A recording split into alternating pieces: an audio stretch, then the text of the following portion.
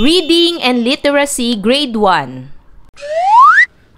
Quarter 1 Week 4 Day 4 Let's learn about appropriate title of the text read. Matatag curriculum. Hello kids, it's me, Teacher Frel. Don't forget to subscribe, like, and share, and hit the notification bell for the latest video. You can also follow my Facebook page, Teacher Frel TV.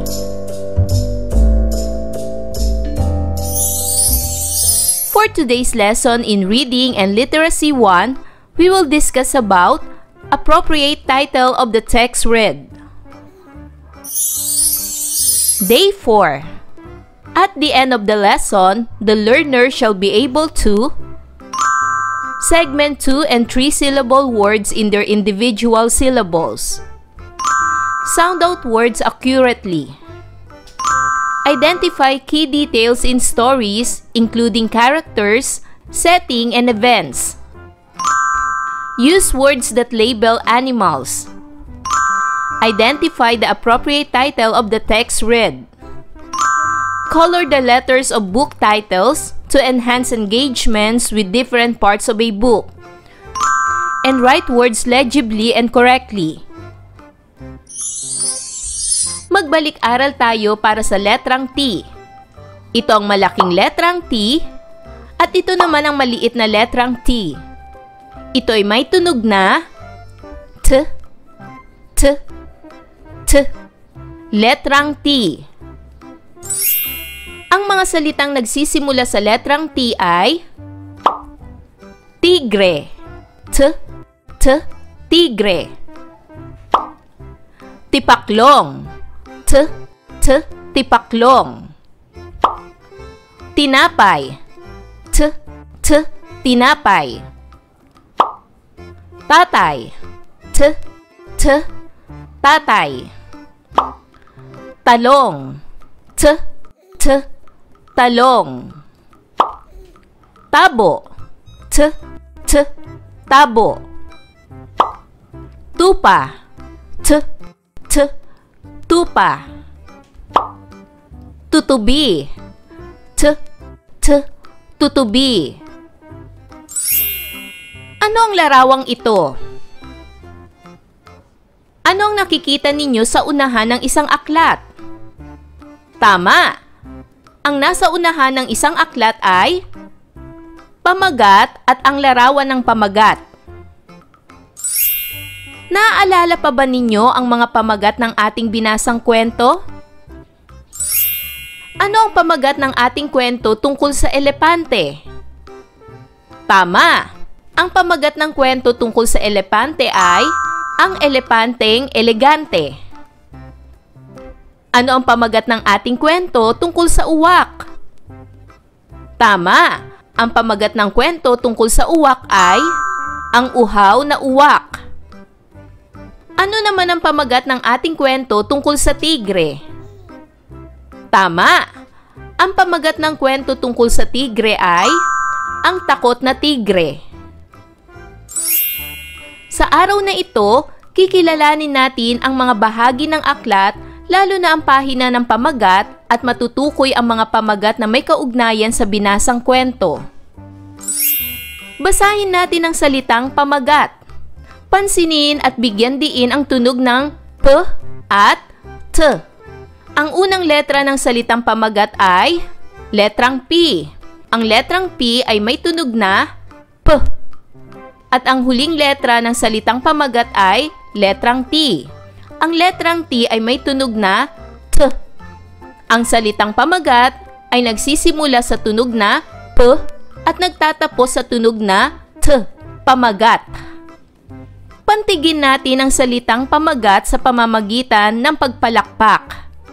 Pa, ma, gat. Pamagat. Ano ang kahulugan ng pamagat? Ang pamagat ay ang pangalan o titulo ng isang aklat, kwento, tula, awit, artikulo o anumang akda. Ito ay nagbibigay ideya o paunang impormasyon tungkol sa nilalaman ng binabasa o pinakikinggan. Kadalasang makikita ang pamagat sa unahang pahina ng libro. Halimbawa, sa librong ito, makikita ang unahang pahina na may pamagat. Ang pamagat nito ay Si Langgam at si Tipaklong. Ang ibang aklat ay may larawan na kaugnay ng kwento.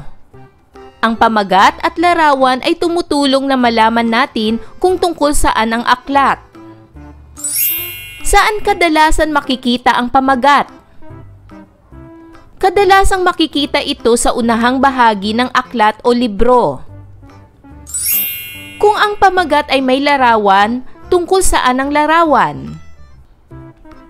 Ang larawan sa pamagat ay tungkol sa kwento. Basahin ang tatlong teksto. Tukuyin ninyo ang angkop na pamagat. Ang tatlong teksto ay: una, ang masayahing kuneho. Pangalawa, ang matalinong unggoy. At pangatlo, ang masipag na langgam. Para sa teksto A, may isang maliit na kuneho ang pag-alagala sa gubat. Mahilig siyang makipagkaibigan sa mga hayop na kanyang nadadaanan. Siya ay masayahin at palakaibigan. Ano kaya ang angkop na pamagat ng kwento para sa tekstong ito? Magaling! Ang angkop na pamagat ng kwento ay ang masayahing kuneho. Teksto B. Si Uno ay isang mausisang unggoy. Nais niyang malaman ang lahat ng bagay sa kapaligiran. Mahilig siyang magtanong at makipag-usap sa iba't ibang hayop sa gubat. Si Uno ay isang matalinong unggoy. Ano kaya ang angkop na pamagat ng kwento para sa tekstong ito? Tama! Ang angkop na pamagat ng kwento ay ang matalinong unggoy. Teksto C.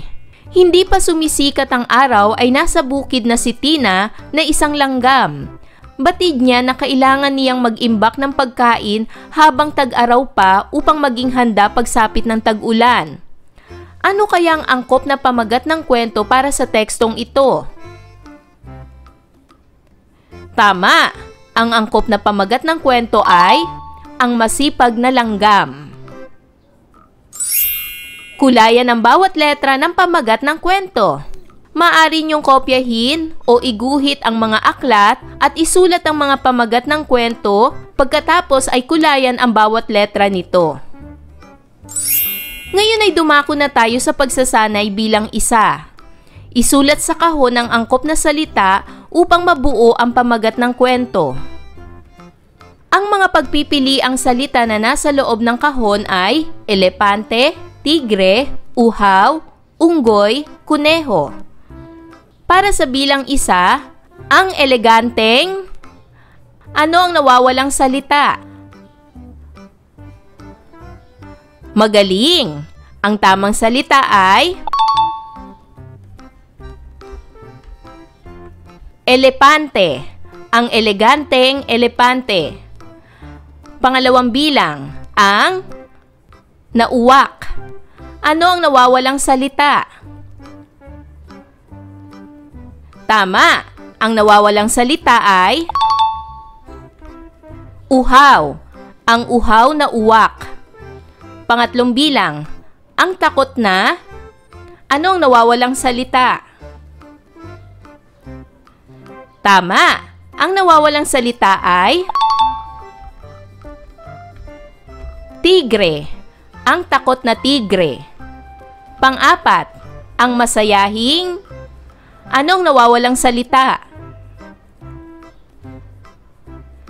Tama! Ang nawawalang salita ay kuneho.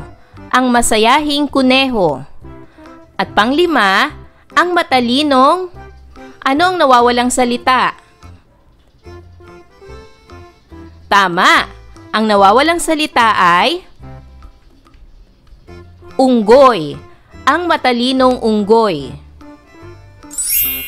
Para naman sa pagsasanay bilang dalawa, Magsanay basahin at isulat ang mga sumusunod na pangungusap. Unang bilang, ang eskwelahan ay isang ligtas na lugar sa mga mag-aaral. Pangalawa, si Tino ay uhaw na uhaw habang naglalakad pa uwi sa kanilang bahay. Pangatlo, mayroong bagong entablado sa paaralan ni Uno. Pang-apat, maraming tanim na upo ang lola ni Erne. At panglima, ang paboritong ulam ni Edna ay pritong tilapia. Isulat ang mga pangungusap na ito sa inyong kwaderno at pag-aralang basahin. Ayan mga bata, naunawaan niyo ba ang ating aralin sa araw na ito? Kung ganon, magaling! Mga bata, sana'y marami kayong natutunan sa ating aralin. Hanggang sa susunod na video lesson, paalam! Thanks for watching!